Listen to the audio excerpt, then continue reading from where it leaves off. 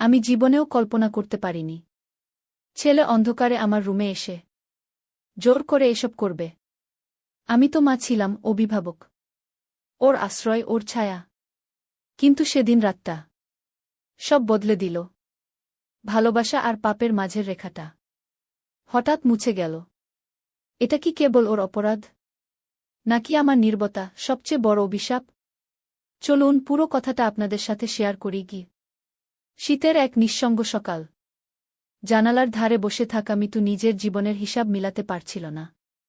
স্বামী নেই অনেক বছর, ছোটবেলায় মারা গেছে। একমাত্র ছেলেকে নিয়েই তার পৃথিবী গড়ে উঠেছে। ছেলেটি আজ বড় হয়েছে, নাম অভি। পড়াশোনায় ভালো, দেখতে সুন্দর, কিন্তু একটু গম্ভীর প্রকৃতির। মিতু সবসময় চেষ্টা করেছে ছেলেকে একা হাতেই মানুষ করতে, মা হিসেবে, বাবা হিসেবে সব দায়িত্ব পালন করেছে। কিন্তু একসময় সেই দায়িত্ব আর আবেগের মাঝখানে একটা সীমা ঝাপসা হয়ে যেতে থাকে। বিশেষ করে তখন, যখন অভি হঠাৎ করেই এক রাত মায়ের কাঁধে মাথা রেখে নিঃশব্দে কাঁদতে শুরু করে। মা, তুমি তো আমার সব। আমি তোকে ছাড়া কিছু ভাবতেও পারি না। মিতু প্রথমে তার স্বাভাবিক ভালোবাসা ভেবে মাথায় হাত বুলিয়ে শান্ত করে। কিন্তু কিছুদিনের মধ্যে আবহাওয়া বদলাতে শুরু করে। রাতে মায়ের পাশে ঘুমানো অবির নিঃশ্বাস বদলাতে থাকে। মাঝে মাঝে গভীর ঘুমের ভান করে সে মায়ের শরীর ছুঁয়ে দেয়। মিতুর ভিতরটা কেঁপে ওঠে, কিন্তু মুখে কিছু বলে না। কেবল নিজেকে বোঝাতে থাকে, ও এখনো ছোট। মায়ের প্রতি একটু বেশি আবেগ কাজ করে। কিন্তু একদিন সেই সীমা পুরোপুরি ভেঙে পড়ে। সেদিন ছিল পূর্ণিমা রাত। বিদ্যুৎ চলে গিয়েছিল। মিতু অন্ধকার ঘরে শুয়েছিল একা, অভি পাশে এসে চুপচাপ বসে। মা, তুই জানিস না আমি তোকে কতটা ভালোবাসি। আমি তোকে কারো সঙ্গে ভাগ করে নিতে পারি না। মিতুর গলা শুকিয়ে যায়। কি বলছিস এসব অভি? আমি তো তোর মা। অভি তার মুখের দিকে তাকিয়ে বলে, তুই আমার মা ঠিকই, কিন্তু তুই তো আমার সব কিছু। আমি তোকে চাই মা। মিতু কিছু বলতে চায়, কিন্তু তার ঠোঁট কাঁপে। সেই রাতেই মায়ের জীবন নতুন করে দুঃস্বপ্নে ভরে ওঠে। একটি নিষিদ্ধ অনুভব, একটি সীমালঙ্ঘনের শুরু, যার শেষ যে কোথায় গিয়ে দাঁড়াবে তা কেউ জানে না। সেই রাতের পর মিতু এক প্রকার বাকরুদ্ধ হয়ে পড়ে। অভি তার পাশে থেকে ধরা গলায় বলে, তুই চাইলেই আমি থেমে যাব মা, কিন্তু আমিও তো মানুষ। তোকেই তো ভালোবাসি, জানিস। মিতু কিছু বলে না। তার ভিতরটা ঝড়ের মতো বয়ে যাচ্ছে। মা হিসেবে যা কখনো কল্পনাতেও আনেনি, সেটাই বাস্তবে ঘটে গেল। অভির চোখে তীব্র এক আবেগ, নিয়ন্ত্রণহীন ভালোবাসার রূপ, যেটা সমাজ মানে না, ধর্ম মানে না, কিন্তু শরীর যেন সেই নিষিদ্ধতাকেই আকর্ষণ করে বসে। পরদিন সকাল থেকেই মিতু অভিকে এড়িয়ে চলতে থাকে। চোখে চোখ রাখে না। রান্নাঘরে কাজ করার সময়, কাপড় শুকাতে ছাদে গেলে, এমনকি নিজের ঘরেও সে এখন দরজা বন্ধ রাখে। কিন্তু অভি তখন বদলে গেছে। তুই পালিয়ে কোথায় যাবি মা? আমি তো তোরই ভেতরে আছি। এই কথাগুলো মিতুর ভিতরে গেঁথে যায়। কিছুদিন পর, এক সন্ধ্যায় অভি হঠাৎ রান্নাঘরে গিয়ে তার পেছনে দাঁড়িয়ে পড়ে। মিতুর শরীর কেঁপে ওঠে। চল, আজ একটু ঘুরতে যাই। তোকে অনেকদিন নিয়ে বের হইনি। মিতু চমকে তাকায়। এ কি অভির পুরনো মায়াবী রূপ?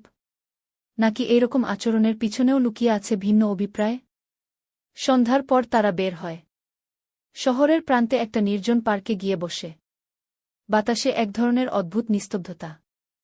হঠাৎ অভি মিতুর হাত ধরে বলে, তোকে ছাড়া আমি কিছু ভাবতে পারি না মা।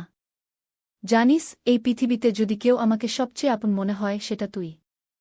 আমি তোর ভিতরেই বাঁচতে চাই। তোকে দিয়েই আবার জন্ম নিতে চাই। মিতু চোখ বন্ধ করে। তার মন, শরীর, আত্মা সব একসাথে লড়াই করছে। কিন্তু পর মুহূর্তেই সে অভির বুকের উপর মাথা রাখে। তার ঠোঁট কাঁপে, চোখ থেকে টপটপ করে জল পড়ে। সেই রাতেও বিদ্যুৎ ছিল না। শুধু জানালার বাইরে পূর্ণিমার আলো। তারা পাশাপাশি শুয়ে।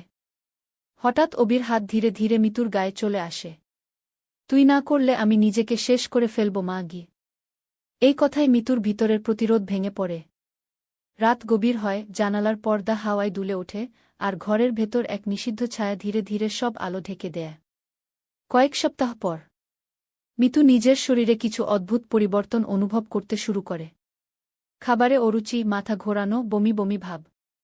সে ভয় পেতে থাকে। নিশ্চয়ই এটা হতে পারে না। এটা যদি সত্যি হয়, যদি সে মা হয় আবার। কিন্তু এইবার নিজের ছেলের বাচ্চার মিতুর শরীর প্রতিদিনই অন্যরকম হয়ে উঠছিল। সেই চেনা শরীর, যা এতদিন কেবল অভির যত্নেই বেঁচেছিল, আজ যেন তারই মধ্যে লুকিয়ে রেখেছে এক গোপন ছায়া। এভাবে চলতে পারে না। পরীক্ষা করাতে হবে, মনে মনে ভাবে সে। শেষ পর্যন্ত একদিন সাহস করে গোপনে ক্লিনিকে যায়। নার্সের মুখে একটি শব্দ, আপনি প্রেগন্যান্ট, আন্টি গু। মিতুর মাথায় যেন বাজ পড়ে। তার চোখ ঝাপসা হয়ে যায়। নার্স কিছু জিজ্ঞেস করলেও সে কিছুই না বলে চুপচাপ বেরিয়ে পড়ে। বাসায় ফিরে অভির মুখে তাকাতে পারে না। ছেলে তখন বইয়ের সামনে বসে, কিন্তু তার চোখ বারবার মায়ের দিকে ছুটে যায়। রাতে অভি ধীরে ধীরে এসে মিতুর পাশে বসে। মা, তোর মুখ এত ক্লান্ত লাগছে কেন? তুই কি এটা চেয়েছিলি? মিতুর কণ্ঠ কাঁপে। আমি তোর ভিতরেই বাঁচতে চেয়েছি মা। আমি তোকেই পরিবার ভেবেছি। এখন তুই শুধু মা না, তুই আমার সব। তোর গর্ভে আমার বাচ্চা। এটা আমাদের অস্তিত্বের মিলন। মিতু কেঁদে ফেলে। এটা পাপ অভি। এটা সমাজ মানবে না, কেউ মানবে না। আমরা ধ্বংস হয়ে যাব। অভি শান্ত গলায় বলে, সমাজ তো আমার একদিনও পাশে দাঁড়ায়নি মা। তুই ছিলি, তুই আছিস। আমি তোকেই চাই। আর এই সন্তান আমাদের প্রমাণ যে ভালোবাসা রক্তের দেয়াল ভেঙেও জন্ম নিতে পারে। কি মিতুর কান্না থামে না। কিন্তু অভি তার চোখ মুছে দিয়ে বলে, তুই শুধু মা না, তুই আমার জীবন। এই বাচ্চা আমাদের মিলনের প্রতীক। এরপর থেকে তারা গোপন এক জগতে বাস করতে শুরু করে। মিতু নিজের বাড়িতে থেকেও চারপাশ থেকে আলাদা হয়ে যায়। কারো সঙ্গে ঠিকমতো কথা বলে না, আত্মীয় স্বজনের ফোনও রিসিভ করে না। পেটে দিন দিন যে প্রাণ গড়ে উঠছে, তা তার মনে ভয় আর এক অদ্ভুত মায়ার জন্ম দেয়া। কখনো আয়নার সামনে দাঁড়িয়ে নিজের পেটের দিকে তাকায়, কখনো চুপচাপ রাতের বেলায় অভির গলায় মুখ রেখে ঘুমায়। এভাবে চলতে চলতে 4 মাস পেরিয়ে যায়। একদিন হঠাৎ এলাকার এক আত্মীয়া, মিতুর ছোটবেলার বান্ধবী মীরা, বাসায় এসে হাজির। অনেকদিন পর দেখা। মীরা চোখে চোখ রেখে বলে, তুই তো আগের চেয়ে ভারী হয়ে গেছিস রে। সব ঠিক আছে তো? মিতু কিছু বলে না, মুখ ঘুরিয়ে ফেলে। কিন্তু মীরা চলে যাওয়ার সময় দরজা খুলে হঠাৎ অভির দিকে তাকিয়ে থমকে যায়। তারপর তাকায় মিতুর পেটের দিকে। মীরা কিছু না বললেও তার চোখে স্পষ্ট সন্দেহের ছায়া। সেদিন রাতে অভি জিজ্ঞেস করে, তুই যদি আমাকে হারাস মা, তোর কি বাঁচতে মন চাবে? মিতু চুপ করে থাকে। তার অন্তঃসত্ত্বা শরীর এখন কেবল একটা গোপন নয়, একটা বিস্ফোরণের আগের নিঃশব্দ সময়। মীরা চলে যাওয়ার পর থেকে মিতুর ভিতরে ভয় আরও গা হয়ে ওঠে। সে জানে, মীরা যেভাবে তাকিয়েছিল, ওর চোখ কিছু না কিছু বুঝে ফেলেছে। এই সমাজে কারো চোখ কিছুই এড়ায় না। পরদিন থেকেই ফোন আসতে থাকে নানা দিক থেকে। আত্মীয়, প্রতিবেশী, এমনকি পুরনো স্কুল বান্ধবীরাও মিতুর শারীরিক পরিবর্তন নিয়ে মন্তব্য করতে শুরু করে। তোর বয়সে আবার কি এমন হলো? তুই কি আবার বিয়ে করেছিস? তোর পেট তো স্পষ্টই বোঝা যাচ্ছে রে। মিতু ফোন কেটে দেয়, নিজের ঘরে নিজেকে আটকে ফেলে। অভি পাশে এসে বসে। দুনিয়াকে থামাতে পারবি না মা। তুই আমাকে শক্ত করে ধরে থাক। আমি আছি। মিতু চুপচাপ, কিন্তু তার চোখ যেন অন্য কিছু খুঁজছে, একটা বেরিয়ে যাওয়ার রাস্তা, একটা শান্তি। হঠাৎ এক সন্ধ্যায় দরজায় কড়া নড়ে। মীরা এসে দাঁড়ায় সামনে, সঙ্গে তার স্বামী। মিতু দরজা খুলতেই মীরা সোজা প্রশ্ন করে, তোর পেটের এই বাচ্চাটা কার? মিতুর ঠোঁট কাঁপে। সে কিছু বলতে পারে না। মীরার স্বামী তীক্ষ্ণ গলায় বলে, এই ছেলেটা তোর ছেলে না? তাহলে এমন কিভাবে সম্ভব? অভি এগিয়ে আসে। হ্যাঁ, এই বাচ্চা আমার। আমি মায়ের গর্ভেই আবার জন্ম নিতে চাই। ঘরের মধ্যে সিলিং ফ্যানের শব্দ ছাড়া সবকিছু থেমে যায়। মীরার স্বামী রেগে ওঠে। ছেলের মুখে এসব কথা? তুমি তো মা হয়েও। ছি! সমাজে মুখ দেখাবে কিভাবে? মিতু এবার ঠোঁট শক্ত করে, কিন্তু গলার স্বর শান্ত। এই সমাজ কি একা মা হয়ে ছেলেকে মানুষ করতে পাশে দাঁড়িয়েছিল? তোমরা তো তখনও মুখ ফিরিয়ে নিয়েছিলে। আজ যখন আমার গর্ভে আবার জীবন এসেছে, তখন কেন এত জ্বালা? অভি চোখে জল নিয়ে বলে, আমি তোর গর্ভেই আবার নতুন করে জন্ম নেব মা। সমাজে যদি ঠাঁই না হয়, আমরা নিজের মতো বাঁচব। মীরা ও তার স্বামী কোনো কথা না বলে চলে যায়। কিন্তু তাদের চাহনি বুঝিয়ে দেয় সব ফাঁস হয়ে গেছে। সেই রাতেই পাড়ায় গুজব ছড়িয়ে পড়ে। মা ছেলের সম্পর্ক, নিজের ছেলের বাচ্চা পেটে, ঘৃণা, অভিশাপ। মিতু বাইরে বের হতে পারে না। অভিরাও দোকানে গেলে অনেকে কথা শুনিয়ে দেয়। এমনকি বাসার দেয়ালে কেউ লিখে যায়, পাপের সংসার। মিতু ভেঙে পড়ে। একদিন গভীর রাতে জানালার ধারে বসে সে অভিকে ডাকে, তুই যদি আমার না হতি, যদি তুই অন্য কেউ হতি, হয়তো জীবনটা সহজ হতো।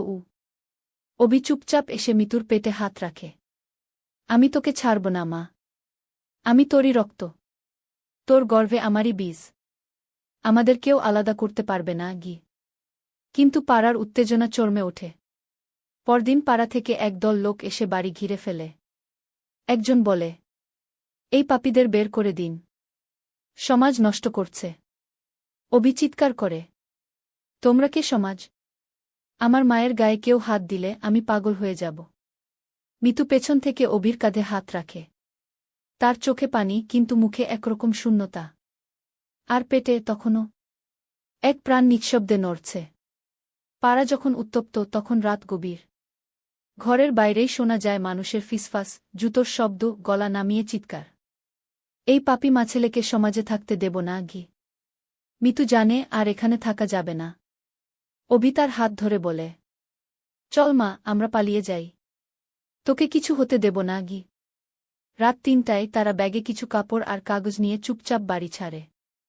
শহরের বাইরে এক পুরনো কলোনিতে গিয়ে ওঠে, যেখানে কেউ চেনে না, কেউ জানে না তাদের পরিচয়। সেই জায়গাটায় তারা নতুন পরিচয়ে বাস শুরু করে। মিতু হয় রিনা, অভি হয়ে যায় রাফি।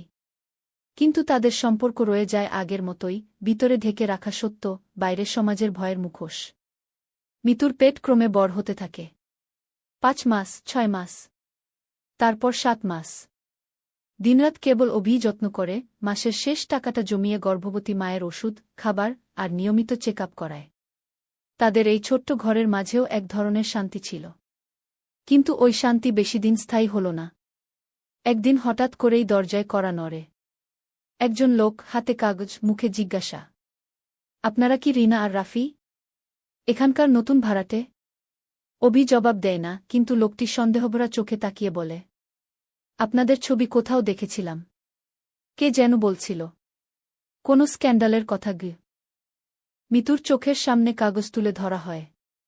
অপরাধ, নৈতিক বিচ্যুতি, রক্তসম্পর্কে অবৈধ সন্তান জন্মগু। অভিকে টেনে নেওয়া হয়। মিতু চিৎকার করে, আমার সন্তানকে কে রাখবে? ওর বাবা তো ওর ভাই। আমার এই শরীর শুধু পাপ নয়, এটা যন্ত্রণার ইতিহাস। শেষবারের মতো অভির দিকে তাকিয়ে বলে, তুই যদি হারিয়ে যাস, আমি আর বাঁচব না অভিগু। কিন্তু পুলিশ তাকে টানতে টানতে নিয়ে যায়। সন্তান কোলে বসে থাকে মিতু। জানালার বাইরে তাকায়। আকাশ কালো, ঝড় আসছে। তার বুকের মধ্যে কেবল একটাই শব্দ বাজে, আমিই তোকে জন্ম দিয়েছি, আবার তোকেই ভালোবেসেছি, আবার তোরই বাচ্চা নিজের গর্ভে ধরেছি গু। সেদিন রাতে মিতু একটা চিঠি রেখে যায় ছেলের জন্য। তুই আমার সব, আমার জীবনের মানে, আমার অপরাধ, আমার অহংকার। আমি জানি সমাজ তোকে গ্রহণ করবে না, কিন্তু তুই যদি পারিস, এই পৃথিবীকে বোঝা, ভালোবাসা কোনো নিয়মে বাধা না। আমার গর্ভে তুই যেমন জন্মেছিলি, আমার শরীরেই তোর সন্তানও। আজ আমি চলে যাচ্ছি অভি, কারণ আমি মায়ের গর্ব রাখতে পারিনি।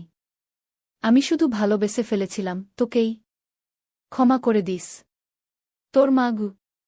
শেষরাতে লোকাল থানায় একটা খবর আসে, এক মা আত্মহত্যা করেছে, মুখে শিশুর ছবি আঁকা। অভিকে সেদিন মুক্তি দেওয়া হয়নি, তবে চিঠির এক কপি তার হাতে পৌঁছায়। সে শুধু বলে, তুই শুধু মা না, তুই আমার ইতিহাস। আমার সন্তান তোর ভিতরেই আজও বেঁচে আছে। আমি ওকে নিয়েই বাঁচব গু।